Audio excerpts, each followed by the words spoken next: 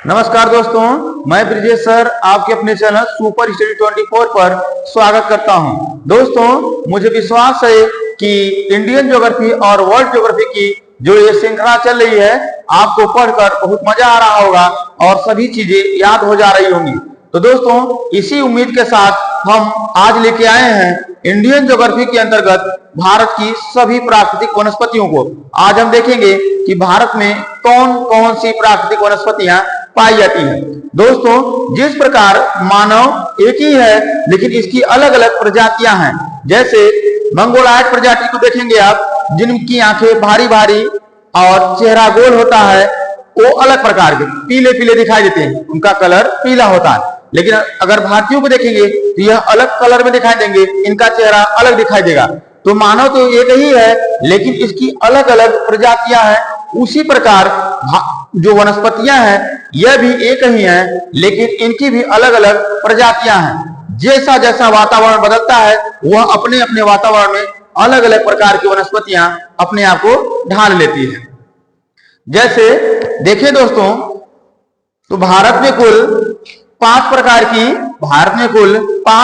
प्राकृतिक वनस्पतियां पाई जाती हैं। तो पहले हम जान लेते हैं यह प्राकृतिक वनस्पतियां होती क्या हैं। तो प्राकृतिक वनस्पतियां दोस्तों वह वनस्पतियां हैं जो बिना मानवीय हस्तक्षेप के स्वयं से उत्पन्न हुई हैं अपने प्राकृतिक आवास में। ऐसी वनस्पतियों को बोला जाता है प्राकृतिक वनस्पतियां। ऐसी वनस्पतियों को बोला जाता है प्राकृतिक वनस्पतियां। तो भारत में कुल दोस्तों पांच प्रकार की प्राकृतिक वनस्पतियां पाई जाती हैं, जिसमें पहली वनस्पति है उष्णकटिबंधीय वर्षावन। पहली वनस्पति का नाम है उष्णकटिबंधीय वर्षावन और इनको हमने दर्शाया है यहाँ हरे कलर से जो धब्बा दिखाई दे रहा है, यहाँ आप जो देख रहे हैं इन क्षेत्रों में जो है ये प्राकृतिक वनस्पतियां पाई जाती है। इन क्षेत्रों में प्राकृतिक वनस्पतियां पाई जाती हैं। और उष्णकटिबंधीय वर्षावन या इन्हीं को बोला जाता है सदाबहार वन। इसी का एक अन्य नाम है दोस्तों सदाबहार वन। अभी आपको बताएंगे इसी का एक अन्य नाम है सदाबहार वन। तो दोस्तों, ये जो सदाबहार वन है इसका मतलब है कि ऐसे वन जो वर्ष भर हरे भरे रहते हैं। ऐसे वन जो वर्ष भर हरे भरे रहते हैं। आप जानते हैं कि पेड़ पौधों को जीवित रहने के लिए तीन चीजों की आवश्यकता होती है। तीन चीजें कौन कौन है? तो मान लीजिए यह कोई वृक्ष है तो इसको जीवित रहने के लिए तीन चीजों की आवश्यकता होती है। एक तो इसे चाहिए जल, एक चाहिए इसे प्रकाश, इसे चाहिए सूर्य का प्रकाश और इसे क्या चाहिए? CO2। आप जानते हैं दोस्तों, इन्हीं तीन चीजों की उपस्थिति में पेड़ पौधे अपना भोजन बनाते हैं। इन्हीं तीन चीजों की उपस्थिति में पेड़ पौधे अपना भोजन बनाते हैं। तो ये जो तीन चीजें हैं जिस क्षेत्र में सर्वाधिक मिलेंगी उस क्षेत्र में सबसे ज्यादा वन पाए जाएंगे और सबसे ज्यादा इसकी प्रजातियां पाई जाएंगी। तो ऐसा स्थान भारत में कहां बनता होगा दोस्तों? ऐसा स्थान भारत में कहां बनता होगा? तो ऐसा स्थान बनता है दोस्तों आपके भारत के पश्चिमी घाट के ढालों पर। आप जानते हैं कि भारत के पश्चिमी घाट जो पर्वत है इस पर लगभग 200 सेंटीमीटर से अधिक वर्षा होती है। 200 सेंटीमीटर से अधिक वर्षा होती है और तापमान उच्च तापमान होता है और 200 सेंटीमीटर से अधिक वर्षा होती है। तो ऐसा क्षेत्र बनता है पश्चिमी घाट।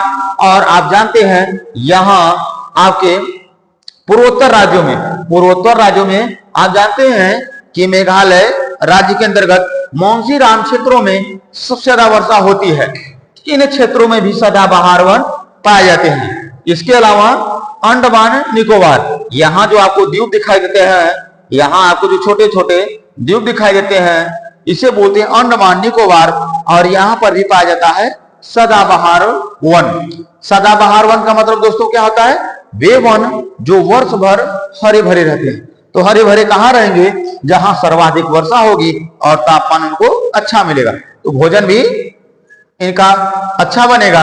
और जहां पर सबसे ज्यादा वन पाए जाते हैं तो उन वनों को खाने के लिए शाकाहारी जीव आते हैं, शाकाहारियों को खाने के लिए मांसाहारी जीव आते हैं। तो यहाँ पर जैव विविधता का क्षेत्र भी पाया जाता है, यहाँ पर जैव विविधता का क्षेत्र भी पाया जाता है। जिस प्रकार आप सुने हैं कि भारत में सबसे ज्यादा जैव विविधता पाई जाती है साइलेंट वैली केरल के अंतर्गत शांत घाटी। शांत घाटी में सबसे ज्यादा जैव विविधता पाई जाती है, जो कि इसी पश्चिमी घाट के अंतर्गत आता है, इसी पश्चिमी घाट के अंतर्गत आता है। तो प्रश्न यहां से क्या पूछा जाता है दोस्तों? प्रश्न पूछा जाता है कि निम्न में से कौन सा वृक्ष सदाबहार वन की विशेषता है?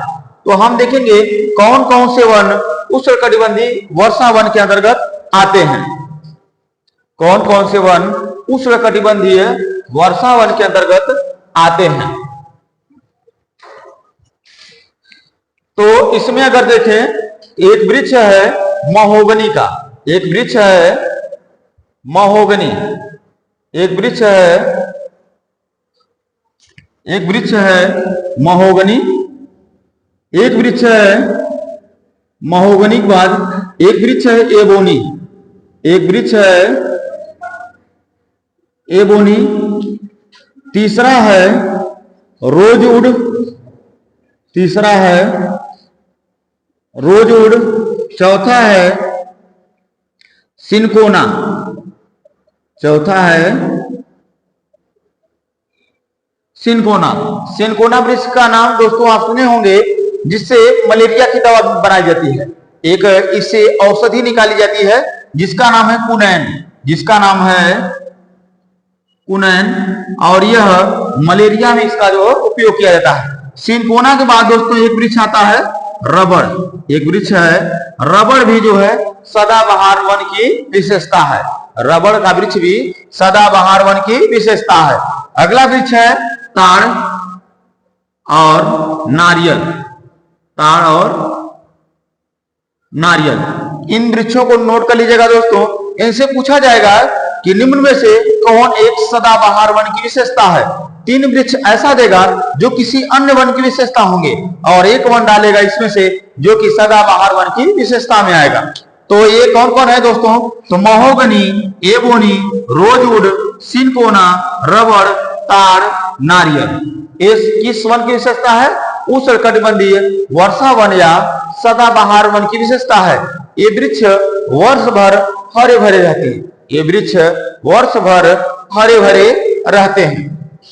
तो ये हो गया दोस्तों उष्णकटिबंधीय वर्षा वन या सदाबहार वन। ये पाया कहां जाता है दोस्तों? यह पाया जाता है यहाँ पर पश्चिमी घाट पर्वत पर। यहाँ जो आपको पश्चिमी घाट फैला हुआ है, यहाँ मिलते हैं पूर्वोत्तर राज्य और यहाँ अंडमान निकोबार राज्य। यहाँ जो केंद्र शासित प्रदेश है अंडमान निकोबार।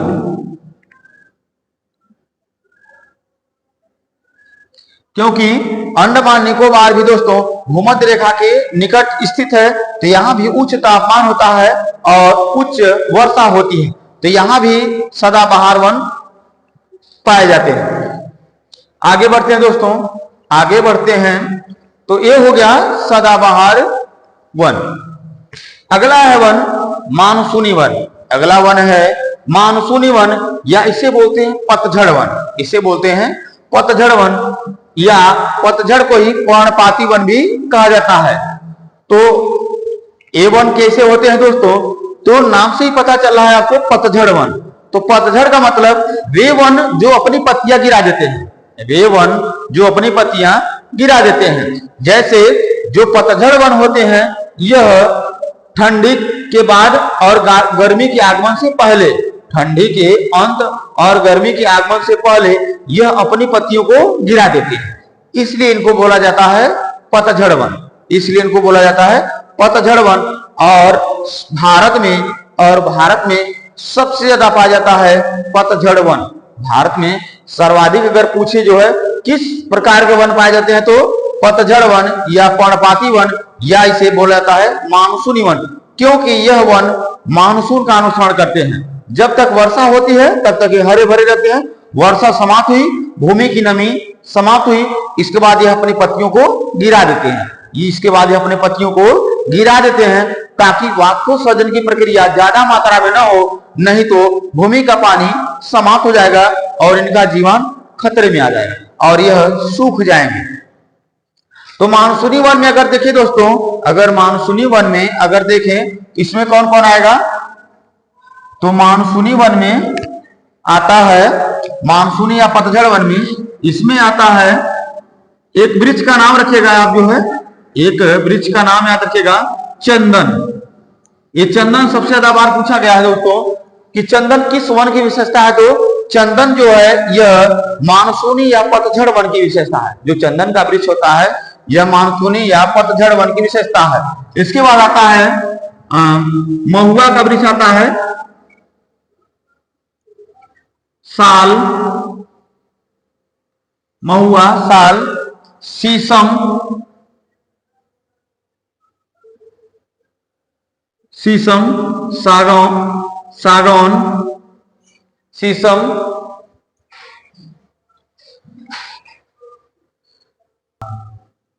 सागौन, पीपल, पीपल।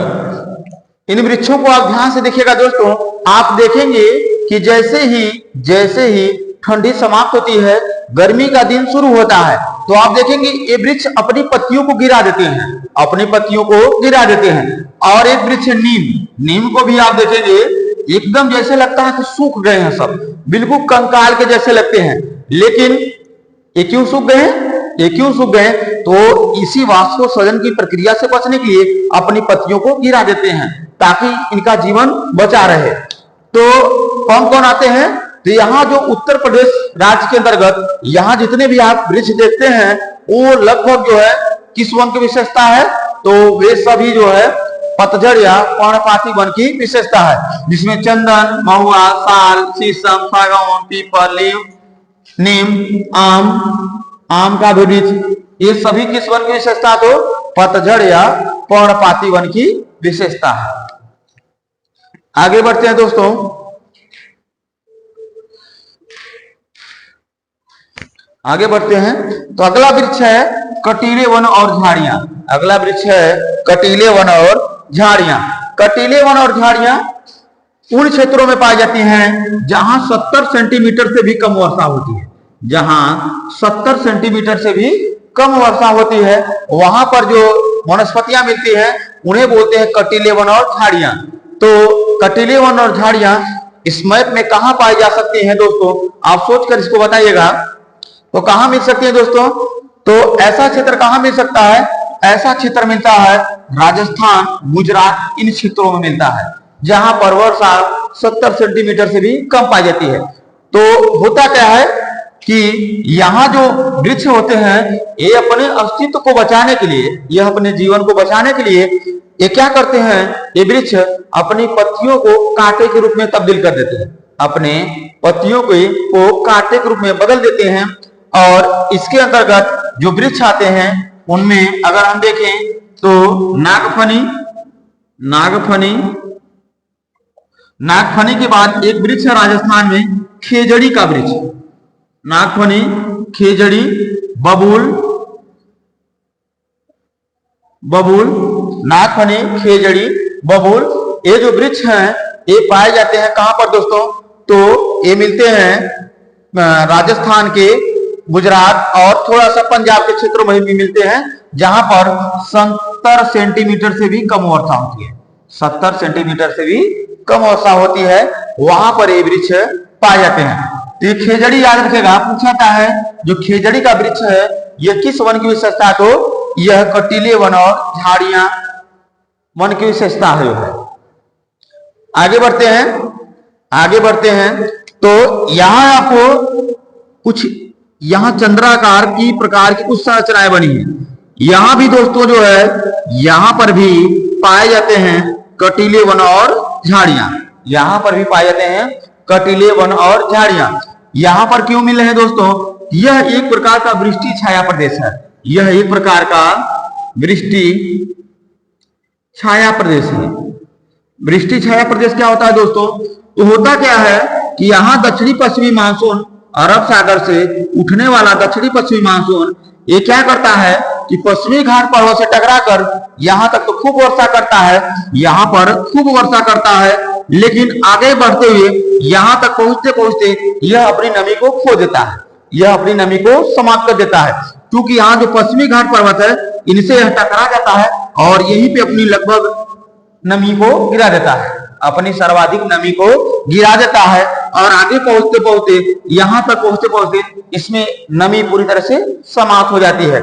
यह पूरा क्षेत्र शुष्क रह जाता है, यह पूरा क्षेत्र शुष्क हो जाता है, जिसके कारण यहाँ पर भी पाए जाते हैं कटीले वन और झाड़ियां, यहाँ पर भी पाए जाते हैं कटीले वन और झाड़ियां। तो ये हो गया तीसरा प्राकृतिक वनस्पतियों के अंतर्गत तीसरा वन। चौथा है पर्वतीय वन, चौथा है पर्वतीय वन। तो दोस्तों पर्वतीय वन की विशेषता थोड़ी सी अलग हो जाती है इन वनों से।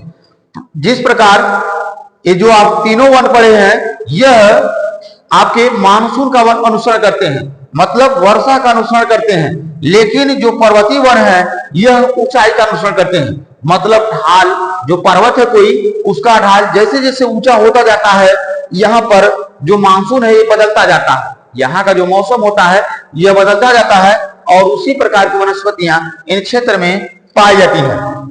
जैसे आप दोस्तों कभी वैष्णो देवी जाइएगा तो देखेंगे कि जैसे जैसे आप ऊंचाई पे जाएंगे मौसम धीरे धीरे बिल्कुल ठंडा होता जाता है और जब जहां से चढ़ना शुरू करेंगे वहां देखेंगे तो कुछ अलग प्रकार की वनस्पतियां पाई जाती है, लेकिन जब ऊंचाई पर पहुंचेंगे तो वहां कुछ अलग प्रकार के पेड़ पौधे पाए जाते हैं, अलग प्रकार की वनस्पतियां पाई जाती है। उसी प्रकार इन पर्वतों पर जैसे जैसे ऊंचाई पर चलेंगे तो यहाँ जो है वनस्पतियां बदल जाती हैं। जैसे जब आप जीरो से यहाँ मान लीजिए पर्वत है तो 1500 मीटर की ऊंचाई पर हम उदाहरण लेते हैं हिमालय को, हम उदाहरण में लेते हैं हिमालय पर्वत को। तो जब हिमालय में देंगे, हिमालय आप पर्वत जाएंगे तो यहाँ जब नीचे से जीरो से लेकर 1500 मीटर ऊंचाई तक, जीरो से लेकर 1500 मीटर ऊंचाई तक यहाँ जो वन मिलते हैं उनको बोला जाता है सदाबहार व पतझड़ वन। मतलब इसमें सदाबहार और पतझड़ वन दोनों मिक्स होकर मिलते हैं, दोनों मिले जुले मिलते हैं। लेकिन जैसे ही यहां से आप 1500 मीटर की ऊंचाई पे जाएंगे, ये जीरो से लेकर 1500 मीटर की ऊंचाई पे जाएंगे तो यहां पर कुछ अलग प्रकार के वन पाए जाएंगे, यहां पर कुछ अलग प्रकार के वन पाए जाएंगे जिसे कहते हैं शीतोष्ण चौड़ी पत्ती वाले वन, जिसे कहते हैं शीतोष्ण चौड़ी पत्ती वाले वन, जिसमें आता है देवदार, ओक, बर्च, मैपिल। ये देवदार वृक्ष को दोस्तों याद रखिएगा, ये बार बार पूछा जाता है कि देवदार वृक्ष जो है किस वन की विशेषता है, तो शीतोष्ण चौड़ी पत्ती वाले वन की विशेषता है और यह सबसे ज्यादा हिमाचल प्रदेश राज्य में पाया जाता है, हिमाचल प्रदेश राज्य में सबसे ज्यादा पाया जाता है। अगला वन है कोड़धारी वन। कोड़धारी वन कहां पाया जाता है दोस्तों? तो जब आप 1500 से 2500 मीटर की ऊंचाई जाएंगे, 1500 से 2500 मीटर की ऊंचाई जाएंगे तो 2500 मीटर ऊंचाई के बाद यहां पर जो वन मिलेगा उसको बोलते हैं कोड़धारी वन, उसे बोलते हैं कोड़धारी वन। और कोड़धारी वन में कौन आते हैं दोस्तों? तो इसमें आती है चीड़, एक वृक्ष है चीड़, जानते हैं इससे तारपीन का तेल निकाला जाता है। तो चीड़, स्प्रूस, फर, सनोवर, ब्लू पाइन, चीड़, स्प्रूस, फर, सनोवर, ब्लू पाइन, ये वृक्ष पाए जाते हैं कोड़धारी वन में। किस वन में? कोड़धारी वन में। अगला वन देखें तो अगला है टुंड्रा वन। टुंड्रा वन पाया जाता है, टुंड्रा वन पाया जाता है जब आप जो है इस 4500 मीटर ऊंचाई के आगे बढ़ेंगे, 4500 मीटर की ऊंचाई के आगे बढ़ेंगे तो यहाँ 4800 मीटर ऊंचाई के बाद 45 से 4800 मीटर ऊंचाई के मध्य यहाँ पर जो वन पाए जाते हैं इनको बोला जाता है कोड़धारी वन। कौन सा वन? Sorry, tundra one. और टुंड्रा वन में कौन कौन आते हैं? तो काई और लीचेन, काई और लीचेन आते हैं। और 4800 मीटर ऊंचाई के बाद यहाँ पर पूरी तरह से बर्फ मिलती है, यहाँ पर बर्फ जमी रहती है, मतलब यहाँ पूरा क्षेत्र वनस्पति विहीन होता है, ये पूरा क्षेत्र वनस्पति विहीन होता है। तो एक बार और समझते हैं दोस्तों, यहां अगर 1500 जीरो से आपके जीरो जो धरातल में मिलेंगे, यहां पर हिमालय के पर्वतीय वन मिलेंगे। लेकिन 1500 मीटर ऊंचाई पे जाएंगे तो यहां पर मिलेंगे आपको शीतोष्ण चौड़ी पत्ती वाले वन। 1500 मीटर ऊंचाई पे जाएंगे तो शीतोष्ण चौड़ी पत्ती वाले वन। 2500 मीटर ऊंचाई पे जाएंगे तो यहां पर मिलने लगेंगे आपको कोणधारी वन। 4500 मीटर ऊंचाई पे जाएंगे तो यहां मिलेंगे आपको कोणधारी वन। और 45 से आगे बढ़ेंगे तो यहां मिलेंगे आपको टुंड्रा वन। यहां पर मिलेंगे टुंड्रा वन। तो ये हो गया दोस्तों पर्वतीय वन। अगला वन है ज्वारी वन। अगला वन है ज्वारी या मैंग्रोव वन। ज्वारी या मैंग्रोव वन ये मिलते हैं समुद्र के किनारों पर। समुद्र के किनारों पर डेल्टा वाले क्षेत्र में, डेल्टा वाले क्षेत्र में मिलते हैं। जैसे जो मैंग्रोव वन मिलता है यहाँ पश्चिम बंगाल में मिलता है, थोड़ा सुंदरवन डेल्टा के अंतर्गत पश्चिम बंगाल में मिलता है। और मैंग्रोव वन के अगर अंतर्गत देखें दोस्तों तो इसके अंतर्गत जो वृक्ष आते हैं, जैसे एक वृक्ष है सुंदरी, एक वृक्ष है सुंदरी, एक सुंदरी के बाद कैसूरीना, कैसूरीना, सुंदरी, कैसूरीना, और एक वृक्ष है मैग्रोवा। इसी के नाम पर इस वन का पड़ा है नाम मैग्रोवा। ये वन जो है मैंग्रोव वन या ज्वारी वन के अंतर्गत आते हैं। और ये जो सुंदरी वृक्ष है दोस्तों, इसी सुंदरी वृक्ष के नाम पर सुंदरवन डेल्टा का नाम सुंदरवन डेल्टा पड़ा। किस वृक्ष के नाम? सुंदरी वृक्ष के नाम पर, क्योंकि सुंदरी वृक्ष की अधिकता सुंदरवन डेल्टा में सबसे ज्यादा है।